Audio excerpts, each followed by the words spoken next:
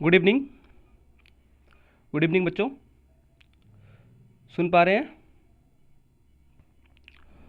तो आप सभी का स्वागत करते हैं अपने यूट्यूब आप सभी का स्वागत करता हूं आपके अपने YouTube channel focus on study पे। आज हम लोग बात करने वाले हैं। हम लोगों ने इससे पहले हम लोगों को पढ़ा था, हम लोगों ने चैप्टर नंबर 9 पढ़ लिया था। ठीक है, मैं अभी चैप्टर नंबर 10 जो है अभी छोड़ रहा हूँ। ठीक है, स्किप कर रहा हूँ। जो चैप्टर नंबर 9 है आपका विद्युत से रिलेटेड है, इलेक्ट्रिसिटी से रिलेटेड है बच्चों, वो अभी छोड़ रहा हूँ। ठीक है, हो सकता है तो आप पढ़ लीजिएगा। ठीक है, उसमें ज़्यादा कुछ नहीं है, लेकिन पढ़ाऊंगा उसको सबसे लास्ट में पढ़ाऊंगा। तो चैप्टर नंबर 10 में आपको छोड़ रहा हूँ। ठीक है, और चैप्टर नंबर 11 से आपको पढ़ाने की कोशिश कर रहा हूँ। ठीक है, लेकिन चैप्टर नंबर जो 10 है वो भी आपको पढ़ाऊंगा, 1-2 दिन के बाद पढ़ाऊंगा। पहले ही आपको ये 11 जो है ये पढ़ा दे रहा हूँ। ठीक है, तो चलिए कोई बात नहीं, पढ़ते रहिए। आपको कोई कुछ भी ऐसा नहीं है कि नहीं समझ में आएगा, आपको मैं एकदम डिटेल से पढ़ाने की कोशिश करूँगा। एक बार सभी का स्वागत है आपके अपने YouTube channel focus on study पर। और आज हम लोग इसको कंप्लीट करेंगे। ठीक है, इस चैप्टर को कंप्लीट करेंगे, चाहे 1 घंटा लग जाए तो 2 घंटा, चाहे 5 घंटा लग जाए। ठीक है, मैंने क्योंकि 2 दिन से वीडियो नहीं डाला है, तो इस चैप्टर को हम लोग खत्म करने की कोशिश करेंगे आज। तो चलिए स्टार्ट करते हैं बिना किसी देरी के, रेसे से वस्त्र तक। ठीक है, चैप्टर बहुत ही इंपॉर्टेंट है और बहुत ही क्या है, बहुत ही अच्छा चैप्टर है। ठीक है, इंटरेस्टिंग चैप्टर है आपके हिसाब से। ठीक है, कि कैसे हम लोगों ने, एक रेसा होता है, पतला रेसा होता है। रेसा मतलब क्या, एक पतला धागा होता है, उस धागा से हम लोगों ने अपने साइज के अनुसार कपड़ा कैसे बनाते हैं। एक पतला सा धागा होता है, जैसे ये धागा है रील, हम लोग अपने साइज अनुसार बच्चों कैसे उसको कपड़ा में कन्वर्ट करते हैं, वो हम लोग पढ़ने की कोशिश करेंगे। इस धागे से इतना बड़ा कपड़ा बन जाता है कैसे। चैप्टर का थीम क्या है, रेसे से वस्त्र तक। एक रेसा से, एक धागे से कैसा हम लोग वस्त्र बनता है, चादर हो गया या पैंट हो गया या बनियान हो गया, कुछ भी। ठीक है, बहुत ही इंटरेस्टिंग चैप्टर है, आपको मज़ा आएगा। तो चलिए स्टार्ट करते हैं। Welcome back our YouTube channel focus on study. तो चलिए स्टार्ट करते हैं। आपने किसी को स्वेटर बुनते वैसे देखा होगा, या शायद आप में से किसी को बुनना भी आता होगा। स्वेटर बुनने के लिए हम जो ऊन का बाजार से खरीदते हैं, वह ऊन जिन रेशों का बना होता है, वे रेशे कहाँ से प्राप्त होते हैं। ठीक है, कह रहा है कि जो स्वेटर बुनते हैं, आपने देखा होगा कि माताएं जो होती हैं स्वेटर बुनती हैं, तो स्वेटर बुनने के लिए बच्चों वो जो ऊन होता है, वो रेशा होता है, वो कहाँ से आता है। ठीक है, पहला क्वेश्चन तो यही कि वे रेशे कहाँ से आते हैं। आप जाड़े के दिनों में कंबल का प्रयोग करते हैं, क्या आपने कभी सोचा है कि कंबल कैसे बनते हैं। सेकंड क्वेश्चन नंबर 2, कि रेशा कहाँ से आता है, और सेकंड क्या है, कंबल कैसे बनते हैं। ऊन के रेशे ऊन के रेशे भेड़ के बालों से प्राप्त किए जाते हैं। क्या और भी कोई जंतु हैं जिनके बालों से ऊन के रेशे प्राप्त किए जा सकते हैं बच्चों। तो आपको बता दूं, जो ऊन के रेशे हैं, यहाँ पे देखो साफ साफ लिखा गया कि जो ऊन के रेशे कहाँ से प्राप्त होता है, भैंस के बालों से, भेड़ के बालों से। ठीक है, जंगली भेड़ के बालों से। और किन किन भेड़ के बालों से या किन किन जानवरों के बालों से बच्चों शरीर से बाल प्राप्त होता है, जिससे हम लोग रेशे बना सकते हैं, जिसकी वजह से कपड़ा बनता है। ठीक है, तो बहुत ही इंटरेस्टिंग चैप्टर है। तो चलिए स्टार्ट करते हैं। पहला है ऊन। हम लोग ऊन के बारे में पढ़ने वाले हैं कि जो ऊन बनता है, क्योंकि देखो जो ऊनी कपड़ा होते हैं वो कैसे बनते हैं। ठीक है, रेशे से बनता है। आपने देखा होगा कि कहीं भी मम्मी वगैरह, आपकी चाची वगैरह, कोई भी जो स्वेटर वगैरह बुनती हैं, वो एक गोला रहता है ऊन का, उसमें एक डंडा की मदद से, स्टिक की मदद से उसको बुनते हैं। तो स्टिक कहाँ से आता है बच्चों। ठीक है, चलो, बहुत ही इंटरेस्टिंग चैप्टर है, नोट्स भी बना लेना शॉर्ट में।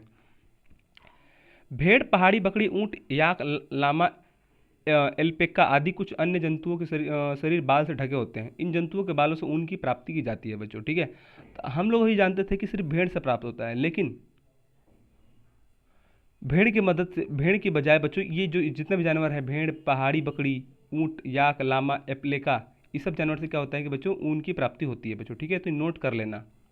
ठीक है, यहाँ पे लिख लेना ऊन, यहाँ पे लिख लेना ऊन किससे किससे प्राप्त होता है, ऐसे यहाँ पे लिख लेना ऊँट, यहाँ पे लिख लेना या भेड़, यहाँ पे लिखना पहाड़ी बकरी, ऐसे। ठीक है, ऐसे ऐसे नोट्स बना लेना शॉर्ट। तो कुछ जंतु बच्चों यहाँ पे दिए गए हैं, इससे क्या होता है कि ऊन की प्राप्ति होती है। ठीक है, चलो, क्या आप बता सकते हैं कि इन सभी जंतुओं के शरीर पर बालों की मोटी परत क्यों होती है। मैंने आपको बताया था, याद करो, जब मैं पढ़ाया था, शायद इससे इससे पिछले वाले चैप्टर पढ़ाया था, शीत ऋतु, जहाँ पे 0 डिग्री वगैरह वाला चैप्टर पढ़ाया था। तो उसमें पढ़ाया था कि जो लद्दाख वगैरह के क्षेत्र में या ध्रुवीय वगैरह के क्षेत्र में जो जंतु होते हैं बच्चों, उनकी बालों पर क्या होता है कि बहुत ही बड़े बड़े क्या रेशे होते हैं। मैंने बताया था, अगर आपको रिवीजन अगर होगा तो, कि जितने भी जो ऊंचे अक्षांश वाले देश हैं, ऊंचे अक्षांश वाले जितने भी देश हैं वहाँ पे, या बर्फ पहाड़ी वाले क्षेत्र में क्या होता है, जो जानवर होते हैं उनको प्रकृति जो बनाती है, उनके शरीर पर ऑटोमेटिक बाल देती है, क्यों, ठंडों से बचने के लिए। तो वही क्वेश्चन है कि क्या आपको पता है कि इनकी बालों पर इनकी शरीरों पर बालों की मोटी परत क्यों होती है बच्चों? तो आपको जिसने से आपको मैंने पढ़ाया था, आपको याद होना चाहिए, ठीक है। थोड़ा लाइट कम कर दो, आँख पे बहुत ज़्यादा पड़ रहा है, ठीक है। तो मोटी परत होती है, मैंने उसमें बताया था, अभी बताऊंगा फिर से, लेकिन आपको पढ़ाया तो याद होना चाहिए, ठीक है। बाल इन जंतुओं को गर्म रखते हैं। जैसे बर्फ़ वाले इलाके में क्या होते हैं कि जो बर्फ़ वाले इलाके में याक होते हैं, ठीक है, पेंगुइन वगैरह होते हैं, ठीक है। तो वो क्या करते हैं, इनकी जो बाल होती हैं, बाल इन जंतु क्या करते हैं, गर्म रखते हैं बच्चों, ठीक है, क्योंकि इनके पास कोई कपड़ा वगैरह तो नहीं है कि ये कोई आग तो नहीं सेकेंगे, लेकिन जो इनके प्रकृति ने बनाया है, ठीक है, ईश्वर ने बनाया है, उन्हें इसे इतना ना बाल दे दिया है कि जिससे वजह से इनको शरीर को गर्म रखते हैं बच्चों, ठीक है। तो ये बाल जो होते हैं शरीर जंतुओं को गर्म रखते हैं। बाल कैसे इन जंतुओं को गर्म रखते हैं बच्चों, वो क्वेश्चन है कि आखिर बाल जो होते हैं कैसे जंतुओं को गर्म रख सकते हैं। चलो, तो बालों के बीच वायु आसानी से भर जाती है। वायु ऊष्मा की कुचालक होती है, अतः शरीर की गर्मी को रोके रखती है और बाहर के ठंड को शरीर में जाने से रोकती है बच्चों। क्या कह रहा है? आप सोचेंगे कि सर ये सिर्फ बाल के बढ़ने से इनको क्या ठंडी नहीं लगती होगी? तो देखो यहाँ पे क्या लिखा है, बालों के बीच वायु आसानी से भर जाती है। ये घुंघराले बाल होते हैं बच्चों, उनके बीच क्या होती है, वायु जो होती है आसानी से भर जाती है, ठीक है, भर जाती है। वायु ऊष्मा की कुचालक होती है। वायु जो ऊष्मा की क्या होती है, कुचालक, बैड कंडक्टर होती है। मतलब क्या होती है, वायु में विद्युत प्रवाह नहीं हो सकता, ठीक है। तो वायु जो होती है ऊष्मा की कुचालक होती है, अतः शरीर की गर्मी को रोके रखती है। और जो होती है शरीर को गर्मी को क्या करती है, रोके रखती है। देखो, मान लो कि ये तुम सोए हो कंबल ओढ़ के, ठीक है, ये तुम कंबल ओढ़ के सोए हो इसके अंदर, ठीक है। और कंबल के पीछे वाले भाई जिस तरफ एक तरफ कंबल के एक तरफ कंबल के ऊपर वाले जो सीधा रहता है, कंबल पूरा प्लेन रहता है, ठीक है, और अंदर उलट के साइड देखना खुरदुरा रहता है, ऐसे खुरदुरा, ठीक है। तो हमेशा जिस तरफ खुरदुरा हो बच्चों उसी तरफ तुमको सोना चाहिए। क्यों? क्योंकि बताओ उससे गर्मी आपके शरीर के अंदर बनी रहती है। कैसे? आप सो रहे हैं, ठीक है, तो बाहर की हवा तो अंदर घुस जाएगी, बाहर की हवा अंदर तो घुस जाएगी, क्योंकि ये खुरदरा है नहीं, प्लेन वाली तरफ से हवा तो घुस जाएगी। लेकिन क्या होता है, आपकी जो शरीर का उष्मा है वो क्या है, विद्युत का क्या है, तो कुचालक है। जो उष्मा है जो विद्युत को सुचालक है। लेकिन जिसके अंदर हवा है बच्चों, वो हवा आपको बाहर नहीं जाने देगी, आपके शरीर की गर्मी को क्या करती है, बाहर नहीं जाने देगी। क्यों? क्योंकि यहाँ पे हवा है, और हवा जो है क्या है, विद्युत का कुचालक है। अगर सुचालक रहता तो बाहर चले जाता हवा। इनके शरीर में क्या होता है, इनके शरीरों में क्या होता है कि हवा तो घुस जाती है अंदर, लेकिन शरीर की जो गर्मी रहती है और बाहर हवा रहता है, तो जैसे मान लो कि ये शरीर मान लो कि भेड़ का स्ट्रक्चर है, ठीक है, पेट है ये, और यहाँ पे ये मान लो कि बाल हैं ऐसे, ठीक है, ये भेड़ का ये मान लो कि पेट है। अब इसके ऊपर से चारों तरफ ऐसे ऐसे बड़े बड़े बाल है, हवा तो इसके अंदर एंटर कर गया इसके शरीर के अंदर, लेकिन अब इसके शरीर की जो गर्मी होती है, पसीना होता है, बाहर नहीं जाने देता। क्यों? क्योंकि हवा यहाँ पे पैक कर लेती है, हवा यहीं पे रहती है, और शरीर की गर्मी इसकी तरफ फैल जाती है। और शरीर की गर्मी जो बच्चों यहाँ पे भेड़ की शरीर की गर्मी, जो बड़े बड़े जितने भी जानवर हैं उसके बाल जो होते हैं बाहर नहीं निकल पाती उसकी गर्मी। क्यों? क्योंकि यहाँ हवा है, यहाँ पे हवा क्या होती है, विद्युत कुचालक है, इसलिए इसको बाहर नहीं जाने देती हवा, अंदर ही रोक के रखती है, ठीक है। तो वही कह रहा, वायु ऊष्मा की कुचालक है, ठीक। वैसे ही हम लोग कंबल वगैरह ओढ़ते हैं तो हम इसी से गर्म होते हैं, ठीक है। अगर बाहर की हवा अंदर नहीं आती या अंदर की हवा बाहर चली जाती तो हम लोग गर्मी, देखो अगर ओढ़ लोगे आप, कुछ देर ओढ़ लोगे कंबल, तो कुछ देर में गर्मी महसूस होने लगती है। जैसे घुसोगे ठंडी लगेगी, जैसे मान लो कि कमर में घुसो ठंडी लगेगी, लेकिन कुछ देर बाद, आधे घंटे 10-20 मिनट बाद देखते हैं कि इस अंदर गर्म हो जाता है। क्यों? क्योंकि वही होता है, बाहर की हवा अंदर तो आ जाती है, लेकिन जो हमारे शरीर की गर्मी वगैरह है, अंदर की जो गर्मी है वो क्या होती है, बाहर नहीं जा पाती है बच्चों, ठीक है। क्योंकि जो वायु है विद्युत का कुचालक है, ठीक। अतः शरीर की गर्मी को रोके रखती है, अतः बाहर की ठंड शरीर में जाने से रोकती है, ठीक है। हमारे देश के हमारे देश के हमारे देश में जिस प्रकार की भेड़ों की नस्लें पाई जाती हैं उसी प्रकार बकरियों की भी नस्लें पाई जाती हैं, जिनमें अंगोरा नस्ल की ये बकरियां अंगोरा ऊन प्राप्त की जाती है बच्चों, ठीक है। तो हमारे देश में जो ऊन पाया जाता है, ठीक है, जितने भी ऊन वगैरह रेसे वगैरह पाए तो अंगोरा बकरी के नाम से पाई जाती है। ये नोट कर लेना, एग्जाम में पूछ भी सकता है आपके। जो हमारे देश में जिस प्रकार के भेड़ों की नस्लें पाई जाती हैं उस प्रकार बकरियों की भी नस्लें पाई जाती हैं बच्चों, ठीक है। तो हमारे देश में भेड़ों से तो ऊन प्राप्ति होती है, लेकिन याद करो चैप्टर जो ज्योग्राफी वाले चैप्टर पढ़ाया था, पश्मीना शॉल, जो याक वगैरह है वहाँ पे अगर आप रिलेट करोगे, देखो साइंस जो पढ़ रहा हो आपको रिलेट भी करना है। याद करो कि जैसे ज्योग्राफी में पढ़ाया था मैंने, ज्योग्राफी में कि लद्दाख वाला क्षेत्र पढ़ाया था और एक राजस्थान वाला क्षेत्र पढ़ाया था। तो लद्दाख वाले में वहाँ पे जानवर वगैरह थे, तो लद्दाख वाला अगर निकालोगे तो वहाँ पे जानवर वगैरह भी का ऊन प्राप्त करते थे। वही चैप्टर देखो यहाँ पे इंटरलिंक है, समझ रहे। लद्दाख वाले चैप्टर अगर देखोगे अपने नोट्स निकाल के, तो उसमें भी बताया मैंने कि वहाँ पे भी क्या है, वो भेड़ बकरी पालते थे, किस लिए, ऊन के लिए। वो भेड़ बकरी किस लिए पालते थे, ऊन के लिए। और ये ऊन को खाल निकाल के गर्मी में क्या इसको बेच देते थे, जिससे उनको फ़ायदा होता था। तो हमारे देश में जिस प्रकार के भेड़ों की नस्लें पाई जाती हैं, उसी प्रकार बकरियों की भी नस्लें पाई जाती हैं, ठीक है। जिनमें अंगोरा नस्ल, ये नोट कर लेना। ये क्या है, अंगोरा नस्ल किस चीज़ का है, लिख देगा अंगोरा नस्ल इनमें किसकी प्रजाति है, लिख देगा गाय की, भैंस की, बकरी की, या इनमें से कोई नहीं। क्या हो जाएगा ऑप्शन सी, गाय बकरी की, ठीक है, अंगोरा बकरी। अंगोरा नस्ल पाई जाती है, बकरियों से अंगोरा ऊन प्राप्त की जाती है, ठीक है। ये बकरियाँ जम्मू कश्मीर की पहाड़ी क्षेत्रों में पाई जाती है। देखो अब यहाँ भी आ गया, प्रसिद्ध पश्मीना शॉलें इन्हीं बकरियों के मुलायम बाल फर से बनाई जाती है। तो पश्मीना शॉल कहाँ पे पाया जाता है, पश्मीना शॉल कहाँ बनाया जाता है, जम्मू कश्मीर में, ठीक है। और पश्मीना शॉल किससे बनाया जाता है, जो शॉल होते हैं अंगोरा बकरी। शॉल का मतलब क्या, जो ओढ़ते हैं ना वो लेडीज़ वगैरह जो ओढ़ती हैं शॉल कंबल वगैरह, वो किससे बनाया जाता है, अंगोरा बकरी से। अंगोरा बकरी, उसे फिर वही कंबल वो निकाल के उसमें कलर वगैरह कर देते हैं उसके बाल पे। जैसे हम लोग ये जैसे हमारे पास रजाई वगैरह है, कंबल वगैरह, वो किसी न किसी भेड़ बकरी के बाल होते हैं, उसके ऊपर से क्या करते हैं, कलर लगा देते हैं, ठीक है, जिसकी वजह से गर्मी रखता है। प्रसिद्ध पश्मीना पश्मीना शॉल इन्हीं बकरियों से मुलायम बालों से बनती है बच्चों, ठीक है। तो वो वाला चैप्टर, लद्दाख वाला जो चैप्टर पढ़ाया था मैंने, वो जाके देख लेना, उसमें भी शायद एक दो पॉइंट मिल जाएगा आपको, ठीक है। तो ये नोट कर लेना, अंगोरा बकरी, ठीक है। किससे क्या क्या बनता है, इससे पश्मीना शॉल बनता है, ठीक है। कहाँ बनता है, जम्मू कश्मीर में। इस प्रकार हम देखते हैं कि रेशे जंतुओं से भी प्राप्त होते हैं। रेशों को जांतव रेशा कहते हैं। इस पर हम देख सकते हैं कि रेशे जो होते हैं जंतुओं से प्राप्त होते हैं। देखो रेशे जो होते हैं प्रकृति की प्राप्त होती है, पेड़ों से प्राप्त होती हैं, ठीक है। लेकिन जो बहुत कुछ रेशे जो होते हैं जंतु जीव से प्राप्त होती हैं। तो जो रेशे जंतुओं से प्राप्त होती है उसे कहते हैं जांतव रेशा, ठीक है। नोट कर लेना कि जो रेशे देखो कीट वगैरह से प्राप्त होती हैं, आपको मैं पढ़ाऊंगा आगे। तो जो रेशे जंतुओं से प्राप्त होती है उसे क्या कहते हैं, जांतव रेशा। नोट कर लेना, ठीक है। जैसे गाय बकरी, गाय तो नहीं प्राप्त होती, भेड़ बकरी, ठीक है, ऊँट वगैरह, वो सब क्या है, जंतु हैं एक प्रकार के। जंतु मतलब जानवर। तो जो रेशे जानवर से प्राप्त होती है उसे कहते हैं जांतव रेशा। नोट कर लेना कि जांतव रेशा किसे कहते हैं, जो रेशे जंतु से प्राप्त होती है इसे जांतव रेशे कहते हैं। जैसे ऊँट बकरी, जितना भी ऊपर मैंने नाम बताया था ये वाले, इस सब का नाम, इस सब से ऊँट जो प्राप्त हो क्या कहेंगे, उसे जांतव रेशा कहेंगे, ठीक है, क्योंकि जंतु से प्राप्त हो रहा है, ठीक है। मैदानी और पहाड़ी क्षेत्रों में पाई जाने वाली बकरियों में क्या अंतर है, तो मैदानी और पहाड़ी क्षेत्र में क्या, पहाड़ी क्षेत्र में क्या, देखो मैदानी, ये मैदानी क्षेत्र है, ये पहाड़ी क्षेत्र है। मैदानी क्षेत्र में क्या होगा, मैदानी क्षेत्र में क्या होगा, धूप वगैरह पड़ेंगे, लेकिन पहाड़ी क्षेत्र में धूप वगैरह नहीं पड़ेगी, जिसकी वजह से बर्फ़ पड़ेगा यहाँ पे। तो यहाँ पे जो बकरी वगैरह होंगी, वहाँ पे जानवर वगैरह होंगे, उसके बाल बहुत बड़े बड़े होंगे, ठीक है, क्योंकि ठंड में तो मर जाएगा। तो प्राकृतिक उन्हें ऐसा डिजाइन किया गया है कि जहाँ पे गर्मी अत्यधिक पड़ेगी, अब से कब बताओ, 0 डिग्री पे, ये 0 डिग्री पे, अगर 0 डिग्री पे अगर भेड़ पाया जाता है तो उसके बाल बड़े बड़े होंगे, छोटे छोटे होंगे। और जो उच्च डिग्री पे पाया जाता है उसके बाल बड़े होंगे, छोटे छोटे होंगे। बताओ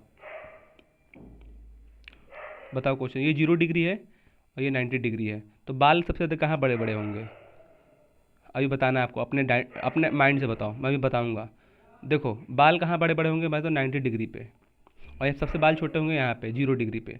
सोचो अगर ये सूरज है, सूरज का प्रकाश सूर्य का प्रकाश कहाँ पड़ता है, हमेशा 0 डिग्री पे।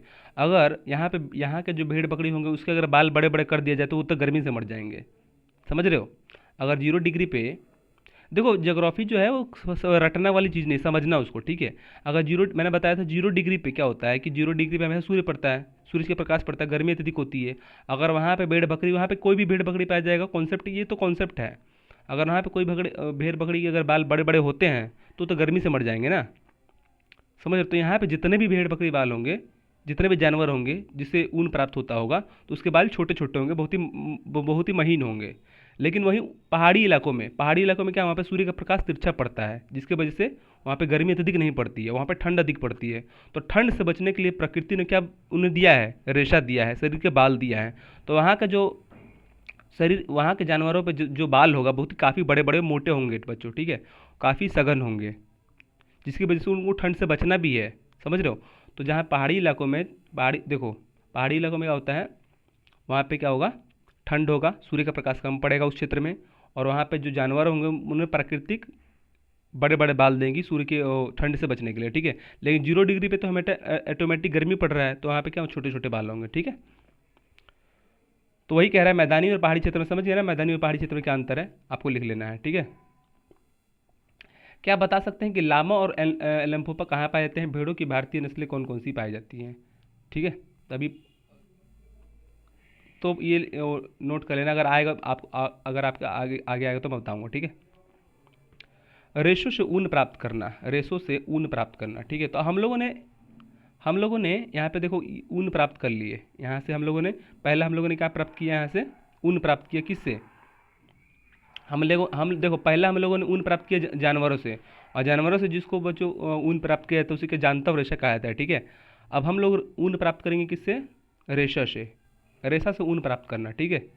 चलो ये दूसरा चीज़ है। आपने भेड़ों के झुंड को खेतों में चरते देखा होगा। ये भेड़ शाकाहारी होते हैं, वह घास तथा पत्तियां पसंद करती हैं। फलतः भेड़ चालक उन्हें हरे चारे के अतिरिक्त मक्का, ज्वार, दालें, खल्ली भी खिलाते हैं। ऊन प्राप्त करने के लिए भेड़ों को पाला जाता है। उनके बाल को काटकर फिर उन्हें संशोधित कर ऊन बनाई जाती है, जिसमें एक लंबी प्रक्रिया होती है जिसके निम्न चरण है। तो यहाँ पे क्या कह रहा है, यहाँ पे हम लोग तो कहते हैं कि यहाँ पे पहले एक बहुत आपने देखा होगा गली वगैरह में, अब से जैसे हमारे गली में वो आती थी कभी कभी बहुत सारे भेड़ वगैरह, तो देखो उनके छोटे छोटे बाल होते थे ना, क्यों, क्योंकि उनके छोटे छोटे बाल होते थे, क्योंकि हम लोग इस यहाँ पे रहते हैं, क्या, कहाँ पे, कर्क रेखा के पास।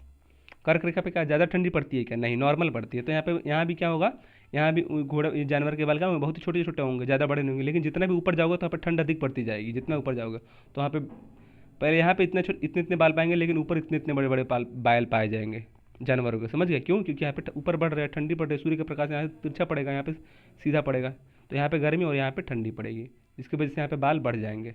जितना ऊपर जाओगे जानवरों का बाल जो होता है ऊपर उतना बढ़ेगा, क्योंकि वहाँ पे ठंडी अधिक पड़ती है, और ठंडी अधिक पड़ती है तो प्रकृति उन्हें खुद बाल देती है, ठीक है।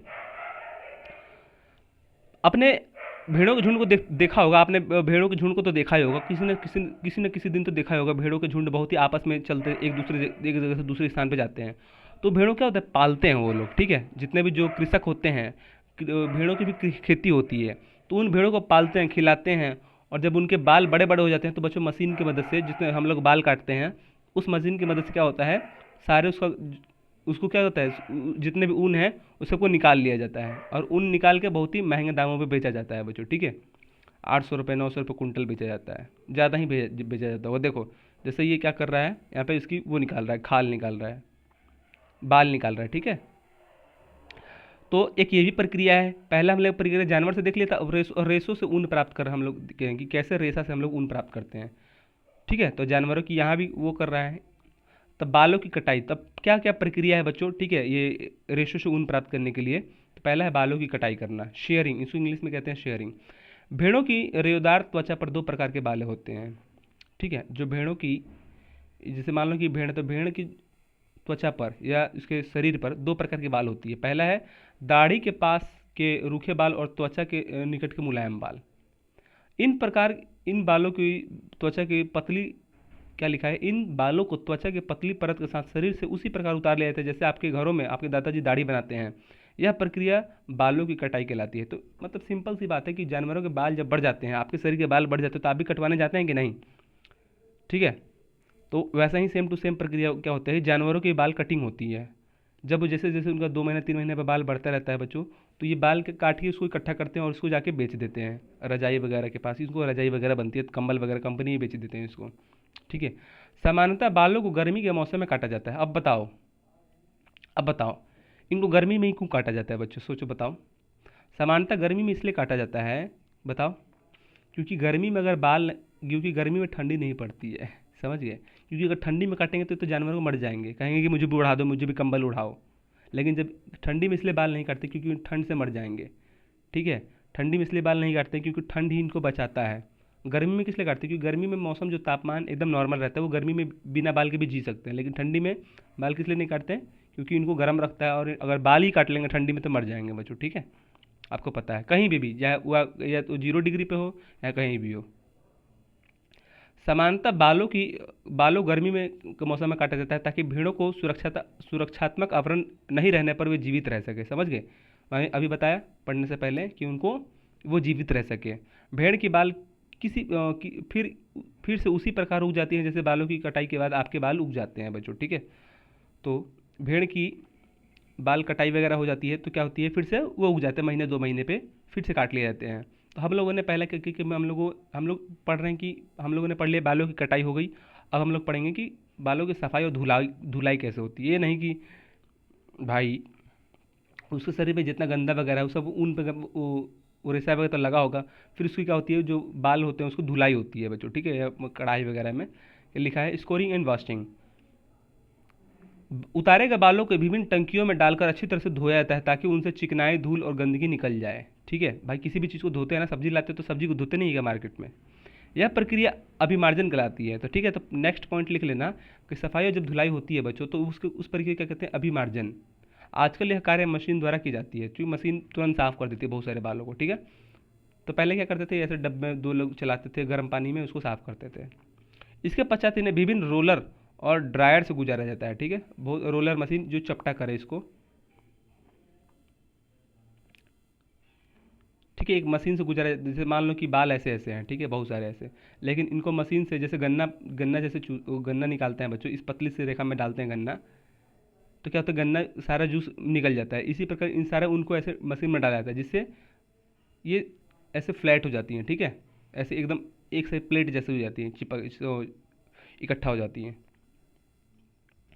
ज्ञात करें कि भेड़ के बालों भी पिताजी की दाढ़ी की तरह प्रतिदिन या सप्ताह माह में बनाए जाते हैं या 1 वर्ष में, ऐसा क्यों?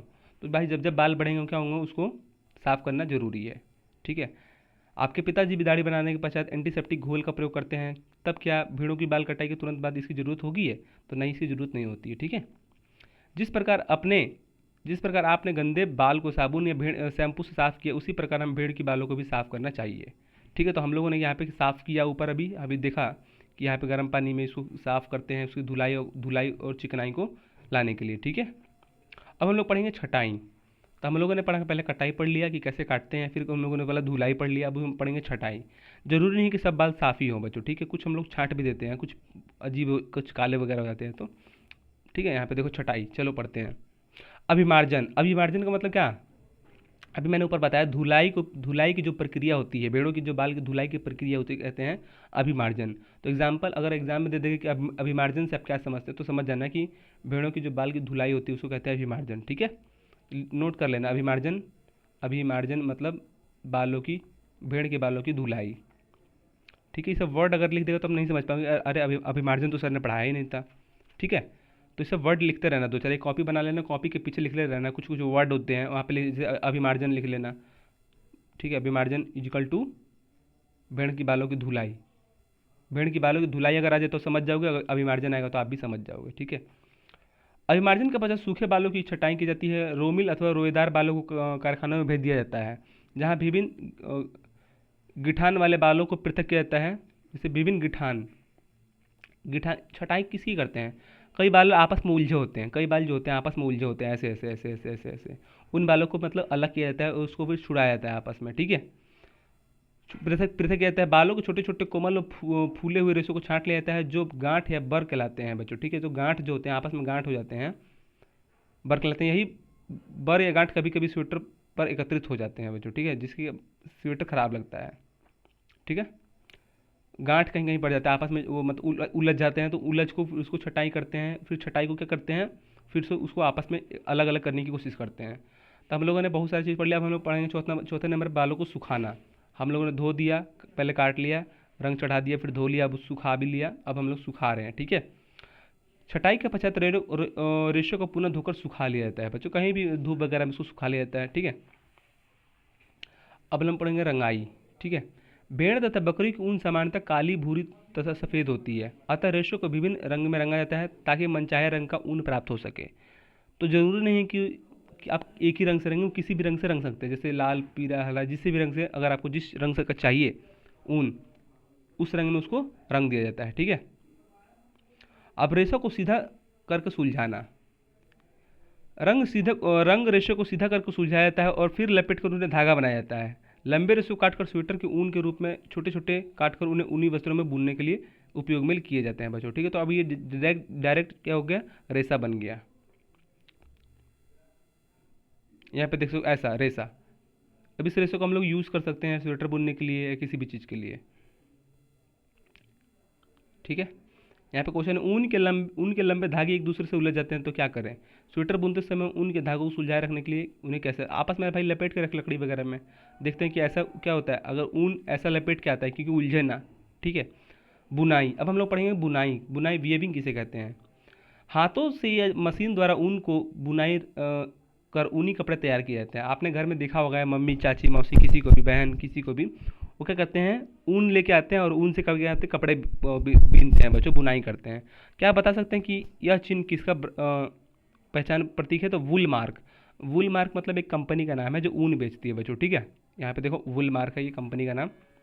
जैसे सबसे एक मेरा एक एसपी वाला स्वेटर था हाफ, वो भी क्या था, ऊन से था। तो भी किसी न किसी भेड़ जाती है किसी से बना होगा। क्या बता सकते हैं किसका चिन्ह है। तो वुल मार्क मतलब क्या है, एक भेड़ के रेशे कंपनी का नाम है, ठीक है। जब आप स्वेटर कंबल या अन्य ऊनी वस्त्र छूते हैं तब क्या आपको गर्मी महसूस होती है। ठंडे के दिनों में ऊनी वस्त्र क्यों पहनते हैं। ऊनी क्षेत्रों ऊनी रेशों में फैलाव से हवा रुक जाती है जो उष्मारोधी का कार्य करती है, जिसके कारण हमें ऊनी कपड़े हमें गर्म रखते हैं। देखो बच्चों, मैंने वो जो बताया था अभी जानवर वाला, जानवर को ठंड क्यों नहीं होती, जानवर के बाल पे भी यही काम करता है जो हमारे शरीर पे करता है, हम लोग जो स्वेटर पहनते हैं, ठीक ठीक है।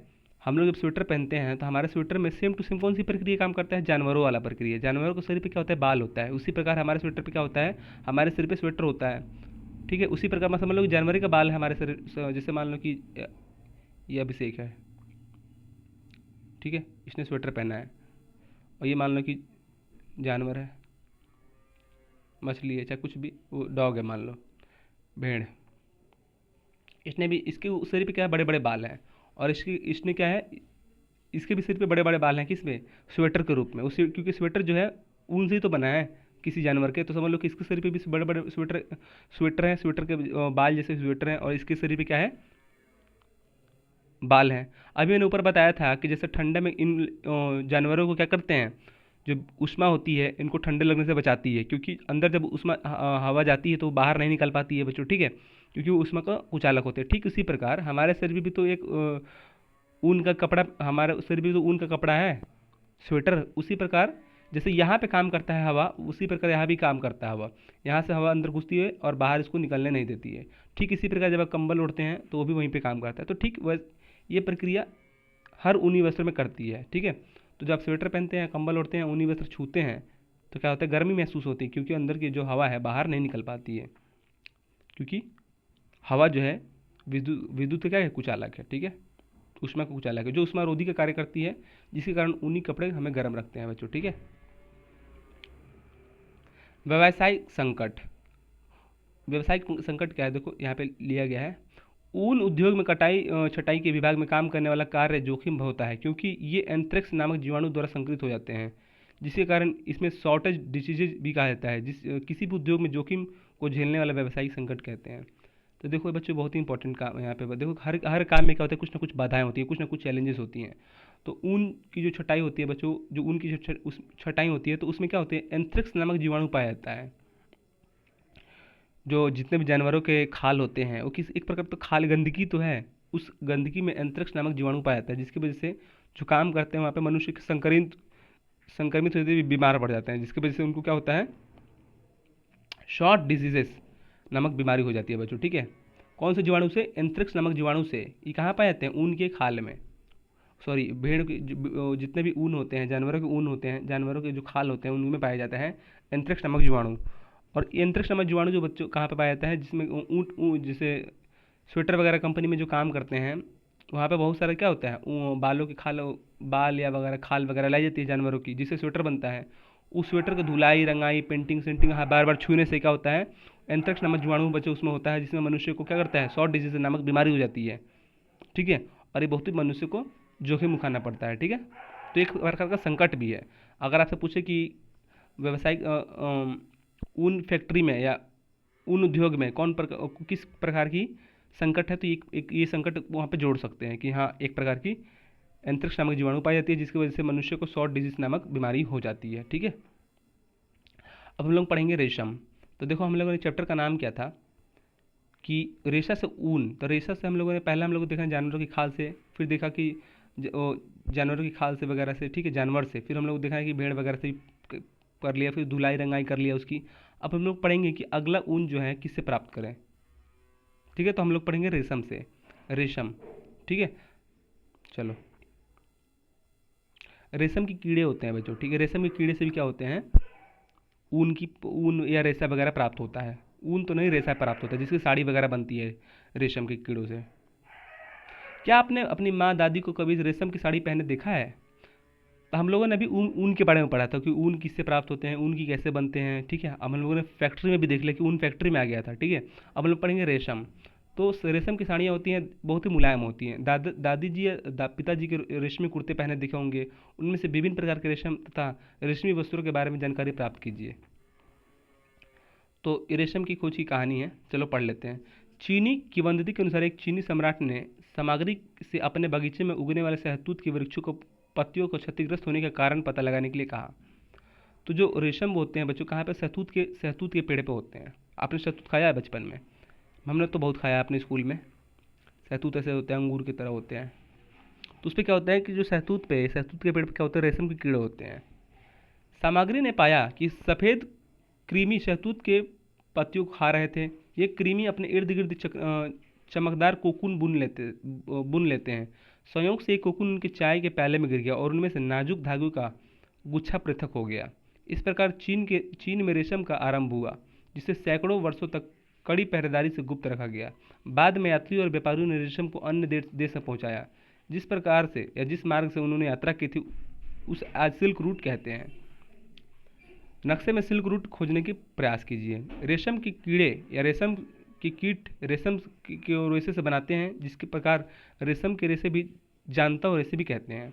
मैंने ऊपर बताया था कि जानता रेशे किसे कहते हैं। तो जानता रेशे मतलब जो जानवरों से प्राप्त होते हैं, या कोई भी हो, एक छोटा से छोटा कीड़ा, एक बड़ा से बड़ा जानवर, उससे अगर कुछ प्राप्त होता है, ऊन वगैरह या रेशा वगैरह, उसे कहते हैं जानता रेशा। ठीक है, रेशम प्राप्त करने की रेशम के कीटों का पालन रेशम कीट पालन या सेरीकल्चर कहते हैं बच्चों। ठीक है, तो सबसे पहले इसमें क्या पता चला कि जैसे एक वैज्ञानिक था, चीनी किंवदंती के अनुसार कोई वैज्ञानिक था, वो चाय पी रहा था एक दिन शहतूत के पेड़ के नीचे। उसमें उसके कप में क्या होता है, शहतूत रेशम का कीड़ा गिर गया और जैसे चाय गर्म था तो उसमें एक जो रेशम का कीड़ा धागा में बदल गया, जिसकी वजह से वहाँ पे ऊन की या जो सिल्क है, रेशम है, रेशम की जो धागे हैं उसकी खोज हुई। ठीक है, और ये बहुत ही दिनों तक छुपाया गया चीन के द्वारा, लेकिन बाद में धीरे धीरे पता चल गया, जिसके वजह से सब लोग जानने लगे कि हाँ ये कुछ रेशम नाम का भी कुछ धागा होता है। ठीक है, कीड़े जो रेशम नामक कीट से बनता है, ठीक है, वो रेशा होता है।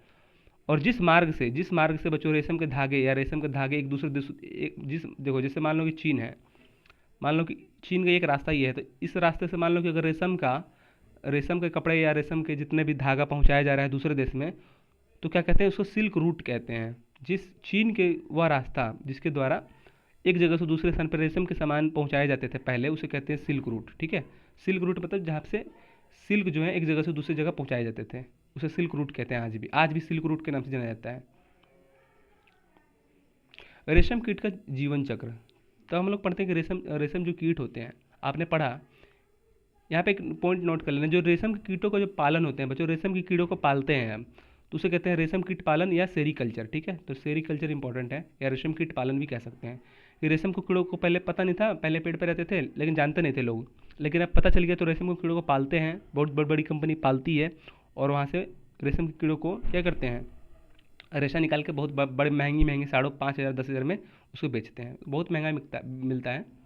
तो ये नोट कर लेना कि रेशम की कीट जो पालते हैं उसे कहते हैं सेरीकल्चर। रेशम कीट का जीवन चक्र। ठीक है, तो हम लोग रेशम जो कीट होते हैं उसका जीवन चक्र देखेंगे कि अब कैसे वो जीवन जीता है। सामान्यतः कीटों के जीवन का 4 अवस्थाएं होती हैं। सामान्यतः कीट के जीवन की 4 अवस्था होती है, 4 स्टेज होते हैं। मादा रेशम कीट अंडे देती है, मतलब जो लेडीज होती है, लेडीज जो रेशम होती है वो कीट अंडे देती है, जिनमें लार्वा निकलता है। लार्वा शहतूत की पत्ती को खाते हैं और बड़े हो जाते हैं।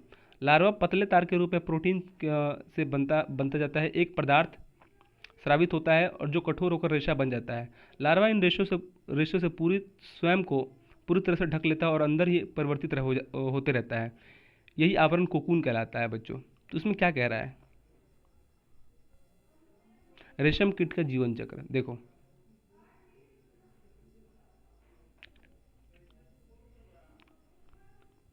देखो सबसे पहले ये रेशम का वो क्या है, पत्ता है, ठीक है, वो शहतूत का पत्ता है। शहतूत के पत्ते पे इसने मान लो कि यहाँ पे जो है ये है शहतूत है, ये ब्लैक ब्लैक शहतूत के पत्ते पे क्या होता है कि रेशम कीड़े लग जाते हैं। तो फिर उसमें से जब मान लो कि जो शहतूत जो रेशम होता है, जो मादा लेडी होती है बच्चे को जन्म देती है ऐसा, उसके बाद अंडे वगैरह बनते हैं। फिर ये क्या होता है, ये रेशम के कीड़े बन जाते हैं। फिर रेशम के कीड़े क्या होते हैं कि बहुत ही दिनों के बाद मरने लगते हैं, जिसकी वजह से फिर से क्या होता है, ये रेशम बन जाते हैं। तो ये प्रक्रिया है, ठीक है। तो ये मैंने प्रक्रिया समझा दिया कि कैसे। और जो देखो कोकून किसे कहते हैं, तो रेशम के जो कीड़े हैं मर जाते हैं, उसके बाद जब रेशा में परिवर्तित हो जाते हैं, मतलब धागे में परिवर्तित हो जाते हैं, तो उसे कहते हैं कोकून, ठीक है, कोकून कहलाता है वो। कीट के आगे का विकास कोकून के भीतर होता है। कीट का आगे का विकास कोकून के भीतर होता है। पूर्ण विकसित हो जाते हैं, कोकून तोड़कर कीट बाहर निकल जाता है। तो कोकून का मतलब क्या, कि जहाँ पे कीट का विकास हो रहा है एक प्रकार का अंडे के रूप में, ठीक है। जैसे मान लो कि ये शहतूत का पत्ता ऐसे जब बच्चे ने जन्म लिया, फिर ऐसे करते करते करते मान लो कि ऐसे बच्चे ने जन्म ले लिया, फिर ये एक प्रकार का अंडे के रूप में रहता है, ठीक है। कोई से बच्चे देखो अंडे के रूप में रहता है, थैली के रूप में रहता है। ये क्या है, कोकून है, ठीक है। इसको जब तोड़ के बाहर निकलता है तो जीव बड़ा हो जाता है, फिर जीव बुढ़ा हो जाता है, फिर मर जाता है ऐसे, ठीक है। तो ये कोकून है जहाँ से बच्चे जो होते हैं तोड़ के बाहर निकल जाते हैं और पूर्णतः क्या होता है कि उड़ने लगता है या जीव जिंदा हो जाता है। फिर से एक बार पढ़ लेते हैं आपके हिसाब से ले। लार्वा पतले रुए प्रोटीन से बने होते हैं और एक जीवित पदार्थ होते हैं जो कठोर होकर रेशा बन जाते हैं। लार्वा इन रेशों को पूरी तरह स्वयं में ढक लेते हैं, यहाँ पे थोड़ा ढक लिया है इसने, और अंदर ही परिवर्तित होते रहते हैं। यही आवरण कोकून कहलाता है।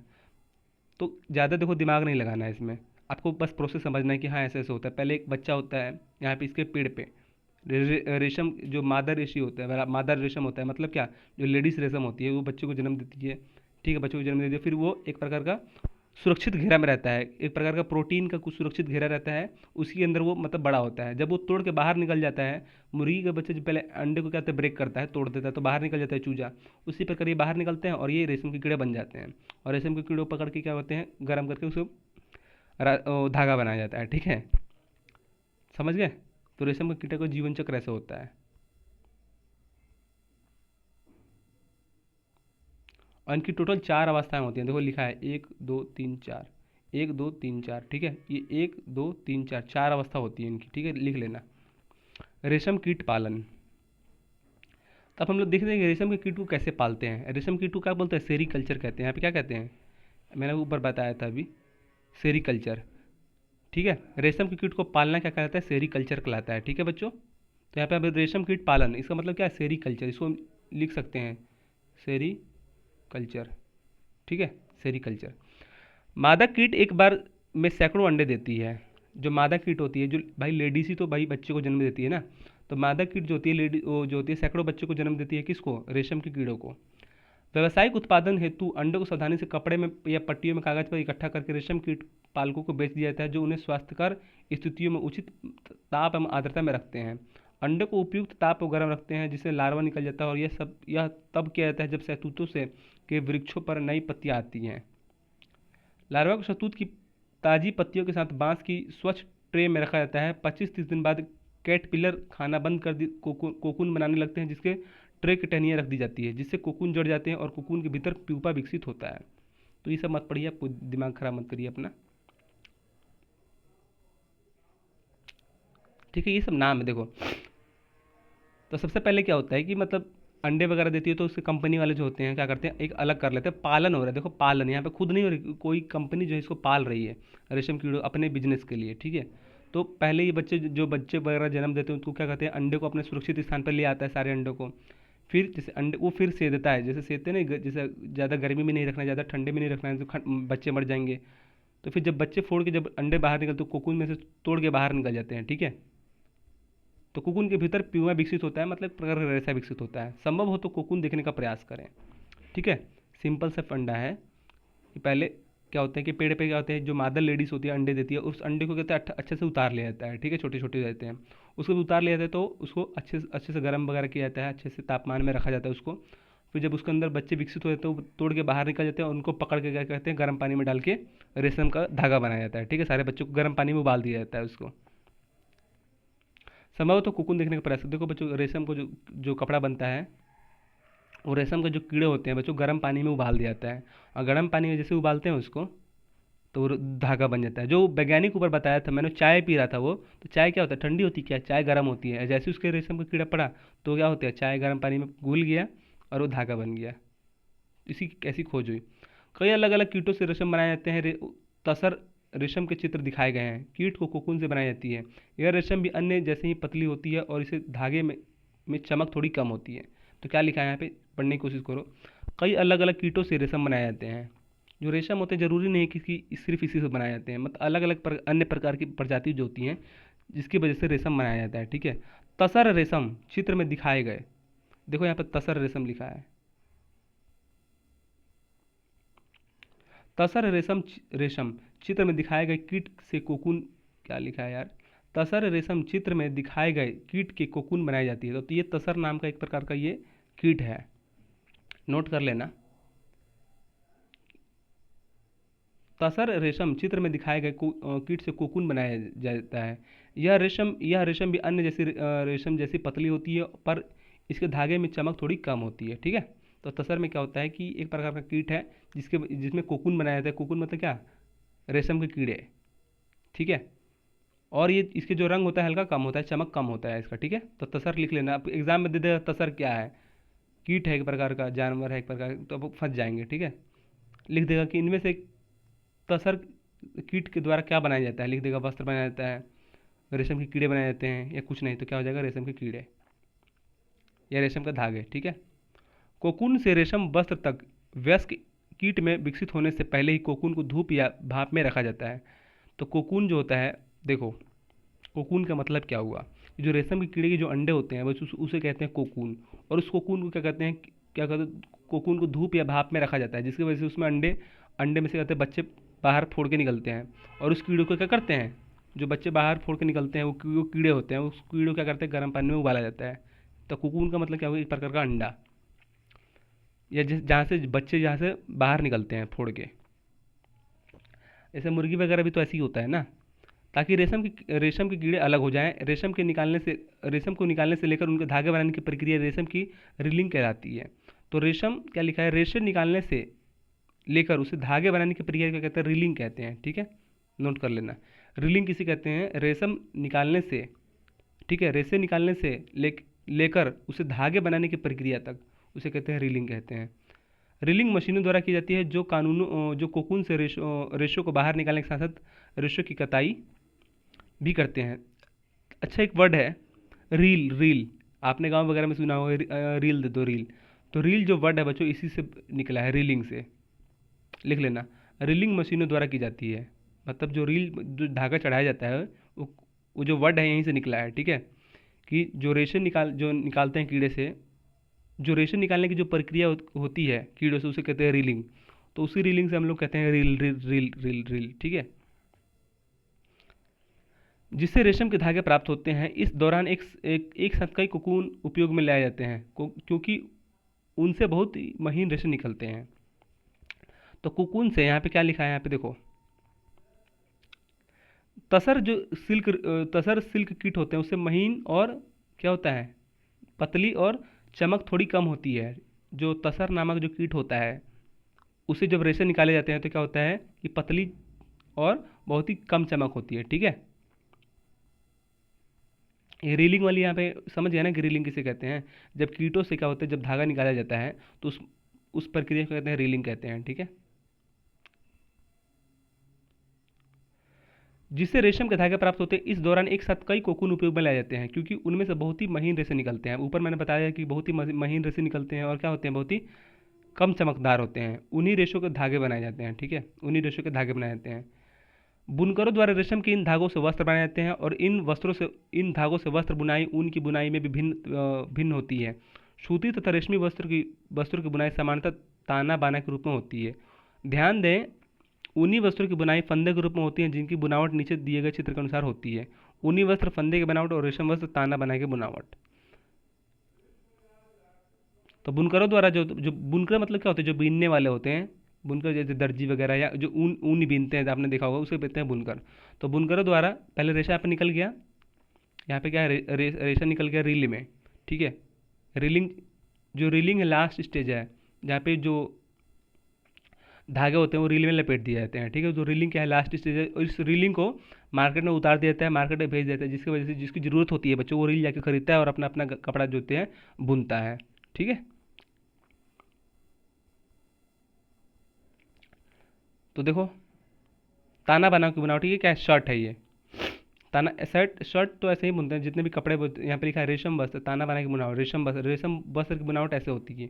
और स्वेटर या फंदे की बुनावट ऐसे फंदे से होती है बच्चों, ठीक है। ये क्या है, स्वेटर की, यहाँ पे देखो 2 फंदा है, मैंने बताया था, इसको स्वेटर ऐसे बुनते हैं। और ये क्या है, ताना बना के बुनाते कपड़ा से, ठीक है। तब चलो चैप्टर खत्म हो गया। यहाँ पे लिखा है रेशम कीट पालन के से लेकर वस्त्र निर्माण एक अधिकांश कार्य महिलाओं द्वारा किए जाते हैं। इस प्रकार इस वस्त्र में महिलाओं की भूमिका अर्थव्यवस्था में योगदान देने वाली है, परंतु इस उद्योग में दमा, शोषण रोग, चर्म रोग आदि व्यावसायिक संकट इंपॉर्टेंट है या महत्वपूर्ण है, व्यावसायिक संकट है। तो मैंने अभी ऊपर एक और संकट बताया था जिसकी वजह से मनुष्य को क्या होता है, बीमारी हो जाती है एक प्रकार की। तो वो अगर अगर क्वेश्चन अगर आएगा कि रेशम के रेशम के कपड़ों में बनाने में या रेशम की जो उद्योग है उसको करने में कौन कौन सी चुनौती है, तो दो चुनौतियाँ लिख देंगे। पहले ऊपर वाले बीमारी का नाम, वो भी पीले बॉक्स में दिया था, ठीक है, या ऊपर देख लेना। और एक ये, जिसे रेशम की जो कीट होते हैं बच्चों, क्या लिखा है, वस्त्र निर्माण में अधिकांश महिलाएं द्वारा किया जाता है। जितने भी रेशम की कीट में जो कार्य करते हैं महिलाओं द्वारा किया जाता है, जिस प्रकार अर्थव्यवस्था में महिलाओं की भूमिका योगदान देती है, परंतु इस उद्योग में दमा, श्वसन रोग, चर्म रोग, सर दर्द और अन्य प्रकार के संकट होती हैं। तो ठीक है, तो ये पॉइंट लिख लेना। चलो हम लोग कुछ पढ़ने, यहाँ पे कुछ नए शब्द हैं। बालों की कटाई को कहते हैं शेयरिंग, अभिमार्जन को स्कोरिंग, छटाई को स्कॉटिंग, रीलिंग को रीलिंग, कोकून को कोकून और लार्वा को कैटिपिलर, ठीक है। तो हम लोगों ने बहुत कुछ सीखा है। चलो हम लोगों ने क्या सीखा है, भेड़, पहाड़, बकरी, ऊन से ऊन के लिए बाल प्राप्त होते हैं। ऊँट, लामा या मग नाम, ये पढ़ लेना, ठीक है, हमने वो पढ़ा ही दिया पूरा। ऊन एवं रेशम जांतव रेशे हैं। ऊन एवं रेशम क्या है, जांतव रेशम है, क्योंकि जानवरों से प्राप्त होते हैं, ठीक है। जांतव रेशा प्रदान करने वाले जंतुओं को शरीर को बालों से उतारकर पहले धुलाई, सफाई, छटाई किए जाते हैं। उन्हें सुखाने के लिए बाद में रंगाई का सुलझाया जाता है और सुलझे बालों को ऊन की प्राप्ति होती है। नेक्स्ट है, रेशम कीट अपने जीवन चक्र में कोकून बनाते हैं। तो रेशम कीट अपने जीवन चक्र में कोकून बनाते हैं बच्चों, ठीक है। तो रेशम कीट जो होता है अपने जीवन में कोकून, जीवन चक्र में क्या कोकून ही तो बनाते हैं। कोकून मतलब क्या, वो एक अंडा, समझिए, जिसकी वजह से अंदर बाहर बच्चे निकलते हैं, ठीक है। तो रेशम कीट क्या बनाते हैं, कोकून, कोकून बनाते हैं। कोकून को धूप में रखा जाता है तथा पानी में उबाला जाता है ताकि रेशम की कीड़े अलग अलग हो जाए। मैंने बताया था कि कोकून, जैसे रेशम के जो कीड़े हैं बच्चों, उसने अंडा दे दिया महिला ने, और उस कोकून में से क्या होता है, कीड़े निकलते हैं जब वो पानी में उबाला जाता है, तो ठीक है। ऊनी वस्त्र सामान्यतः फंदे की बनावट और रेशमी वस्त्र हमेशा ताना बना की बनावट में बुने होते हैं। तो ये इंपॉर्टेंट है, ये सारा इंपॉर्टेंट है, पढ़ लेना। चलो अभ्यास करते हैं। जाड़ों के दिनों में किस प्रकार के वस्त्र पहनते हैं बच्चों, यहाँ पे लिखा है सूती वस्त्र, रेशमी वस्त्र, ऊनी वस्त्र और नॉयलन वस्त्र। क्या हो जाएगा, ऑप्शन सी, ऊनी वस्त्र। क्यों, क्यों मैंने बताया था, यहाँ पे लिख लेना क्यों, इसका आंसर खोजना अपने आप से कि क्यों। नेक्स्ट, इनमें से कौन जंतु से प्राप्त होते हैं। सूती और ऊनी वस्त्र, ऊनी और रेशमी वस्त्र, रेशमी और सूती वस्त्र, नायलॉन और सूती। तो क्या हो जाएगा, ऊनी और रेशमी, ठीक है। तो ऊनी ऊनी और रेशमी, ऊनी वस्त्र किससे प्राप्त होते हैं, जानवरों से, और रेशमी वस्त्र किससे प्राप्त होते हैं, जो रेशम की जो कीड़े हैं उससे प्राप्त होते हैं। तो ये ऑप्शन बी। नेक्स्ट है, रेशम की प्राप्त करने वाले रेशम कीटों क्या कहते हैं, सेरीकल्चर कहते हैं। क्या कहते हैं, रेशम की सेरीकल्चर, रेशम कीट पालन। देखो, पुष्पकृति को फ्लोरिकल्चर, जो अगर वो फूलों की खेती करते हैं तो उसे कहते हैं फ्लोरिकल्चर। वन को खेती करते हैं तो सिविकल्चर, और मधुमक्खी अगर पालन करते हैं तो उसे कहते हैं एपीकल्चर। ये भी नोट कर लेना अपने कॉपी में कि मधुमक्खी पालते हैं तो उसे कहते हैं एपीकल्चर। पुष्प कृषि मतलब फूलों की खेती करते हैं तो फ्लोरिकल्चर। और वन अगर उपजाते हैं तो उसे कहते हैं सिल्वीकल्चर। और रेशम कीट का पालन करते हैं तो उसे कहते हैं सेरीकल्चर, ठीक है, नोट कर लेना।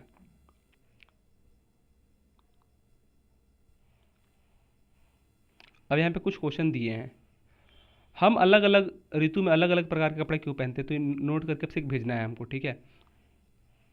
उन प्रदान करने वाले जंतुओं के शरीर पर बालों की मोटी परत क्यों होती है, ये नोट कर लेना, वो मैंने बता दिया अच्छे से। कोकून को सही समय पर पानी में उबालना क्यों जरूरी है बच्चों, अभी मैंने बताया तो कोकून को सही समय पानी में नहीं उबाला जाता तो रेशम के जो कीड़े होते हैं अंदर ही मर जाएंगे, जिसकी वजह से क्या सारा व्यर्थ चला जाएगा, ठीक है। तो सही समय पर सही दाब और ताप पे उसको रखा जाता है। रेशम कीट के जीवन चक्र का एक मानचित्र बनाए या रेखा चित्र बनाए। तो रेशम कीट के जो जीवन चक्र है वो मैंने दिखाया था कि 4 स्टेजेस होते हैं उसको, तो उसको बना देना है, ठीक है। अब एक पॉइंट यहाँ पे मेरे तरफ से क्वेश्चन लिख लेना, एक मेरा क्वेश्चन लिखना कि एक मेरे तरफ से क्वेश्चन ये है, इसको बनाना कि रेशे से वस्त्र तक, रेशे लिख लेना क्वेश्चन मेरे तरफ से कि रेशों से वस्त्र तक या रेशो या वस्त्र की उद्योगों में आने वाली कौन कौन सी चुनौतियां हैं, किन्हीं 2 चुनौतियों का उत्तर दें। तो लिख लेना क्वेश्चन, ठीक है, कि रेशो और वस्त्र की जो उद्योग कंपनियां हैं उनमें से कौन कौन सी 2 प्रमुख चुनौतियां हैं, स्पष्ट करें। ये लिख लेना, ठीक है, क्वेश्चन 2। तो आई होप आपका चैप्टर नंबर 11 खत्म हो गया, ठीक है। कल हम लोग चैप्टर नंबर 12 पढ़ेंगे, और जो चैप्टर नंबर 1 जो 10 है वो आपको मैं पढ़ा दूंगा, टेंशन मत लेना, ठीक है। तो मिलते हैं नेक्स्ट वीडियो में, तब तक के लिए बाय बाय। अब पढ़िए, खूब मन लगा पढ़िए, और डेली वीडियो आएगा, ठीक है। चलो रखते हैं।